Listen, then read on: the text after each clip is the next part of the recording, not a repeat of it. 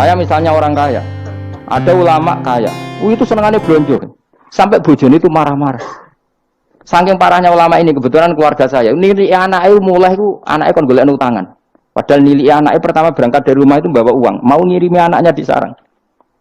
Itu orang Jawa Timur, kiai alim. Roh bakul kacang ning bis gak mentolo ditukoni. Roh bakul mainan saake wong tuwek tak ditukoni. Walhasil tok sarangku duwe entek. Tapi gowo mainan, gowo kacang putu. Saake jare. Sama-sama belanja. Dekne niate nyebar rahmate Allah. Saya pernah ngalami itu meskipun tidak skala yang ekstrim itu. Saya sampai sekarang anak saya mulai TK, SD tak sangoni terus. Kadang beli jajan yang dia sama sekali gak doyan. Dulu ibunya yang marah sebelum ora dipangan kok dituku Gus. Ya masih ora dipangan bakule tetap seneng. Butuhe bakule iku payu ora kok dipangan ta ora. Tapi utek-utek medhit ini kan pikirannya kan. Nara dipangan aja tuku ya sakake bakule ndonga supaya laris. Lah duit 5.000 bagi kita kan ndak penting wis bentek dan manfaati bakul-bakul. Karena orang kadang dikasih itu malu loh karena ndak diharga diri. Tapi kalau lewat jual beli kan seneng. Nah, ya banyak ulama yang gitu boros tapi niatnya menyebar roh. Asal orang soleh itu baik-baik saja. Orang soleh melete. Wah duitku akeh ketenang wae. Cara dohir melete. Ternyata ngenakno sing digai ben ora perasaan. Nah misalnya wong soleh terus sopan, duitku pas-pasan tak pangan sesuk wae ra ono sing digai ya sungkan le dul-dul. Maka wong soleh kudu mlete ben sing digai ora sungkan. Bar ngekek dhuwit wong 100.000. Lah iya lanjuran dhuwitmu akeh ora iso tak hitung ning omah. Ijek karungan. Lah kok karungan piye? Dhuwit 1.000 kedak kok karung gak sak. Butuh wae ngenakno sing digai apa? Ngenakno sintiket. Asal wong soleh, dia ngomong gitu itu niatnya juga soleh. Tapi nak wong ra soleh, pancen mlete tenan. Bolak-balik wong ra soleh itu masalah. Makanya kancani wong soleh. Wong soleh itu orang yang luar biasa. Kanjeng Nabi itu nak daharu sering ning jowo. Ya biasa. Ketok wong akeh. Karena Nabi gak ada kepentingan. Beliau jadi Nabi setelah Nabi Isa alaihissalam yang saking sakralnya, saking priainya malah kebablasan dianggap sebagai anak Tuhan. Maka Nabi ngetokno kemanusiaan ini. Bahkan kalau dahar itu sering di luar. Gue ngetokno anak Nabi itu dahar sebagai umumnya kayak apa orang soleh. Lho kula nate berusaha khusyuk itu menang. Malah ngipi kuwi welek. Mergo aku ora meneng wibawa, nak meneng malah buyute wibawa. Akhire wong rawani takok agama. Nak ana ora takok agama terus takok wong liya, takok rugen malah ra karu-karuan.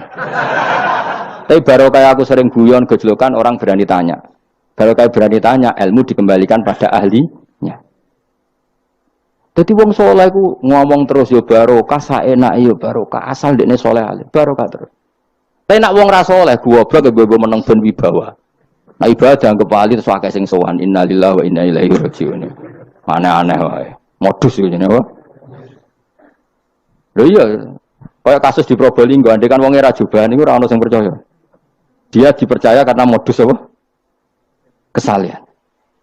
Umpama ndekne nganggo kathok seprapat terus pahpoh ning pasar, ayo aku bisa gadakan uang, percaya ta ora? Baru kayak jubahan ibu-ibu soleh.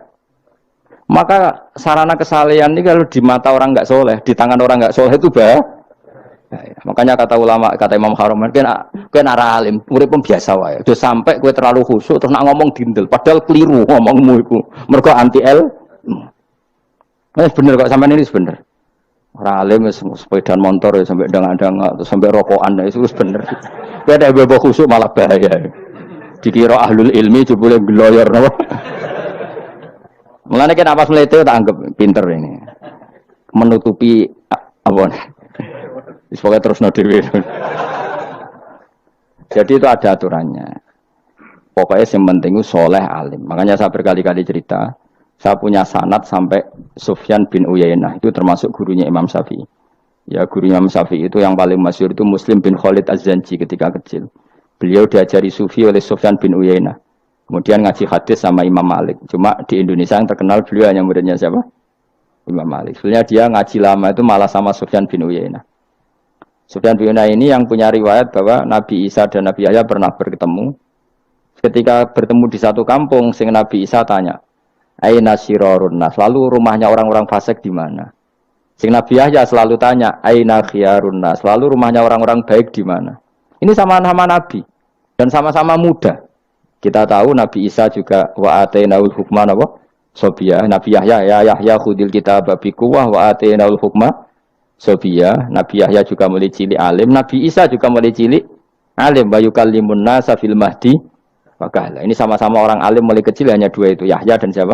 Isa. Itu sezaman. Saya ulang lagi, sezaman. Sama-sama anaknya orang keren, Yahya bin Zakaria, anaknya Nabi. Isa bin Maryam adalah wali besar nasabnya. Akhirnya Nabi Isa yang mulai tanya, lima ada tas'al aina khiyarun nas. Kenapa kamu tanya rumahnya orang-orang baik di mana? Kata Nabi Yahya, kumpul orang soleh itu enak, nyaman. Ya kan nyaman kan kumpul orang soleh, tidak ada narkoba, tidak ada kegaduhan, tidak ada berisik. Terus gantian Nabi Yahya tanya, lima ada tas'al aina syirarun nas. Lalu kenapa Anda tanya di mana rumahnya orang-orang buruk? Terus kata Nabi Isa, anan Nabi, saya ini Nabi, biman zilati tobib. Ibarat dokter udawil mardo, maka saya mengobati yang sakit. Kalau Anda seorang dokter, nyari sampling penyakit, nyari di endemik daerah penyakit apa daerah sehat? Penyakit. Ya tapi kalau kamu takut ketularan, nyari daerah sehat apa daerah berpenyakit? Itu sama-sama madhab dalam ilmu. Dulu dia biasa, perbedaan seperti itu biasa saja. Karena semuanya karena ilmu. Sekarang enggak, kubu sebelah yang ngotot, kubu sebelah ya dalile pokoknya. Mana ada ilmu dalile pokoknya? Pokoknya kunut itu gini. Kalau tidak kunut gini. Memangnya Imam Syafi'i lahir tahun berapa? Kunut tidak kunut itu ada sebelum tahun 12 dan tahun 26. Gue lengi-lengi. Nak di vulgar roh cari vulgar. Nah iku apa banget Maka orang-orang alim tahunya ya kunut dan tidak kunut itu al-khilaf baina madzhab Syafi'i wa madzhab Abi Hanifah. Sekarang tahu-tahu di zaman akhir jadi politik identitas. Kayak misalnya begini, tak contohkan lagi perdebatan. Pakai peci putih. Gus Naji itu putranya Mbah Mun, meyakini pakai peci putih itu sunat sehingga santrinya pakai peci putih. Mbah saya Ki Hamid Pasuruan juga pakai peci putih. Santri Sidogiri semuanya pakai peci putih karena putih itu sunat, ya sudah pakai peci putih. Tapi kalau Mbah Mun itu santrinya enggak boleh pakai peci putih. Haram kata beliau. Kata beliau, "Dong kaji nang desa-desa nganti adol Tegal, adol sawah. Mbok saingi ketu 5.000." Kata beliau. Nglarakno atine wong dosa apa haram? Dosa, Mbah. Lah ya iku dosa, mulane haram.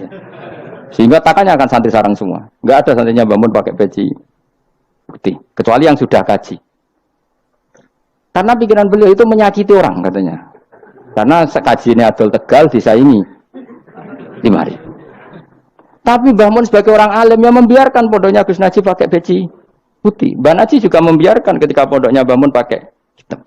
Makanya saya keterusan peci. Saya itu sudah kaji, tapi karena saya mulai dulu gak pernah pakai peci putih terus keterusan sampai sekarang. Tapi suatu saat aku yang nganggukan kan, entah kapan suatu saat.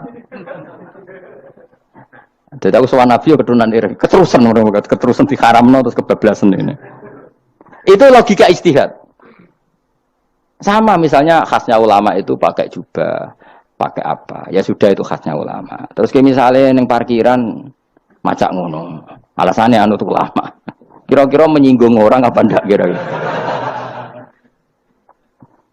Kowe kelakuan cek ra karuan jubah sunah Rasul terus kene parang tritis delok wong macem-macem jubah. Kacau gak? Elek-eleki nasab apa enggak? Boy orang itu mikir. Jadi karena ada selalu masalah ijtihadiyah. Abdullah bin Mas'ud dulu itu kalau sholat itu nggak pernah pakai baju resmi, seringnya pakai sarung tok, kadang nggak pakai baju. Ketika ditanya, kamu ashabu Rasulillah, kenapa sholat dengan cara seperti itu? Terus beliau ngendikan, wong ben roh nak standar minimal sholat seperti ini. Kalau saya sholat selalu pakai pakaian sempurna, nanti dikira itu aturan fardu dan umat menjadi berat. Sampai seperti itu ulama menjaga konstitusi bahwa yang penting dalam sholat adalah satrul aurah. Zaman itu sudah sahabat dan tabiin karena Nabi sudah wafat itu sudah pakai pakaian lengkap. Tapi Abdul bin Mas'ud tiap sholat di masjid dia menunjukkan pakaian paling tidak lengkap. Jadi pernah beliau sholat itu hanya pakai sarung terus diikatkan di lehernya. Ketika ditanya Dulu kita dengan Nabi pernah sholat seperti ini. Akhirnya ulama menjadi tahu nak ngono sholat paling pokok itu nutupi mabena surah war rukbah. Andai kan tidak ada cerita Abdul bin Mas'ud mungkin dikira sholat syarat sahnya ya seperti itu. Maksudnya pakai jubah terus, pakai pakaian begitu terus. Barokahnya Abdul bin Mas'ud orang tahu standar minimal. Jadi kalau ulama itu motifnya seperti itu. Rasulullah kira-kira senang qiyamul lail apa enggak? Senang. Tapi beliau qiyamul lail di masjid hari keempat, hari kelima sudah tidak keluar ke masjid. Karena Nabi kalau selalu melakukan nanti dikira fardu. Tapi kalau enggak melakukan nanti orang enggak qiyamul lail. Maka Nabi pernah melakukan ya pernah tidak. Ya sudah itu konstitusi dalam tradisi ulama. Jelas ya. Saya sholat di pondok saya sendiri sering jadi makmum. Karena semua kiai sudah jadi imam. Nanti dikira syarat sahnya imam itu kiai. Repot. Makanya saya tunjukkan kiai juga boleh jadi makmum. Andai kan semua kiai jadi makmum, saya nanti jadi imam. Ya semua ulama mulai dulu tradisinya gitu. Karena yang dikatakan fardu kifayah itu kalau sudah ada yang melakukan, yang lain tidak usah. Biar seimbang. Sekarang enggak ada geruduk kabeh. Makanya terus kacau. Coba sekarang misalnya gini. Andai kan semua orang melakukan kebenaran kesunatan, yaitu misalnya semuanya ambisi iktikaf di masjid. Terus tidak ada orang melakukan kebenaran ngrumat yatim, ngrumat jenazah, ngrumat jalan-jalan raya. Kan kacau. Mergo semuanya satu variasi kebenaran iktikaf di masjid. Yatim sedang do mati, mergo do iktikaf kabeh. Baru kaya ono sing itikaf ning perapatan, nek wong tiba iso nulung, nek ono wong kesasar iso tako. Baru kaya wong sing itikaf ning perapatan. Sayange to bidung-bidung barang sayange. Sajane niat itikaf ku sah. Nawaitul iktikaf linusrati thoriq. Niat ingsun itikaf nulungi dalan ben nek ono wong butuh. Coba sekarang, orang yang kecelakaan, pertolongan emergensi orang yang itikaf di jalan apa yang di masjid? Di jalan, barokahnya banyak itu tim SAR gratis. Umpama do niat soleh kabeh bumine pangeran sah mbok itikaf. Mulai sesuk gak apa-apa itikaf ning perapatan. Tapi buktikan kamu tidak berbuat macam atau tulisi relawan orang tersesat. Jadi ajane kebaikan itu ada di mana-mana. Makanya Nabi menyatakan kebaikan orang itikaf ya dikatakan Nabi baik. Orang yang jalan-jalan kemudian ada duri disingkirkan juga disifati Nabi orang baik. Orang yang rumah yatim disifati Nabi orang. Bahkan orang yang hubungan intim dengan istrinya sama Nabi ya disifati orang baik. Sampai sahabat tanya, masa urusan gitu dapat pahala ya Rasulullah? Loh iya, andai kan itu sama orang lain kan malah dosa. Berhubung sama istrinya maka dapat pahala.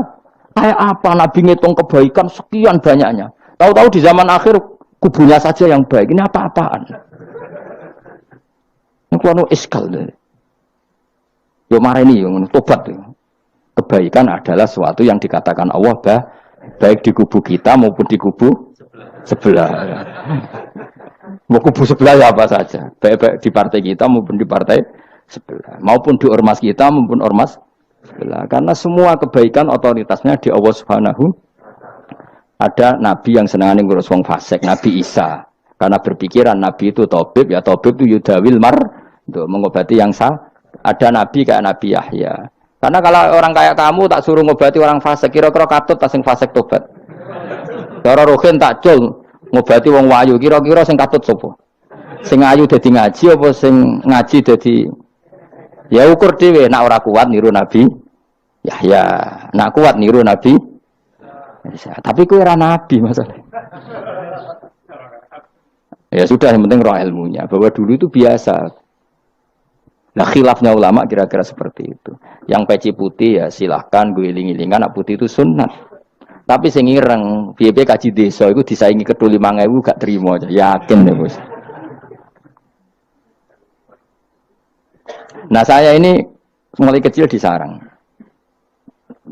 Tapi mertua saya itu keluarga Pasuruan. Jadi saya lucunya saya kalau ngajar di Pasuruan pakai peci hitam. Sebagian santri separuh pakai peci hitam menghormati saya. Sebagian pakai putih menghormati kiainya.